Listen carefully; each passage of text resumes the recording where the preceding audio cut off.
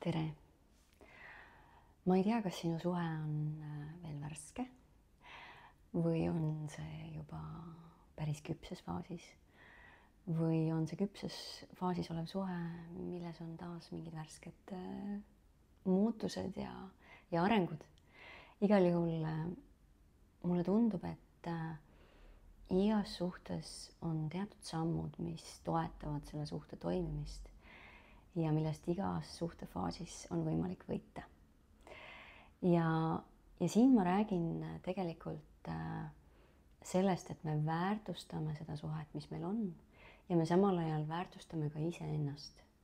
Me väärtustame seda, kuidas me ennast selles suhtes tunneme.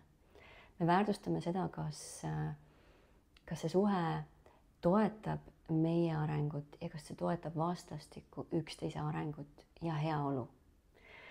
Ehk siis ma kutsun sind teekonnale, kus vaadata sügavamalt iseendale otsa, mida ma vajan, mis on minu armastuse keeled, mis on minu isiklikud väärtused, millesse ma usun ja mida mu elus ja minu suhtes peab olema, et see tõeliselt toidaks ja toetaks seda, kes ma olen.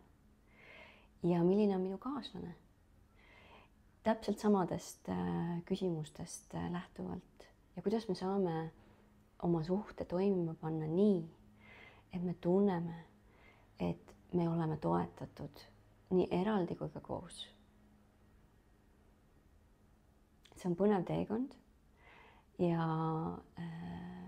see on teekond, mis nõuab ka kindlasti julgust, et oleme me värskes või oleme me juba pikemaajalises suhtes, siis tegelikult selline reaalsusega silmitsi seismine ja nende väga sügavate teemade avamine tähendab seda, et me väärtustame nii iseennast kui ka partnerit ja tahame tõesti oma koosolemisest maksimumi nii enda kui ka üksteise jaoks.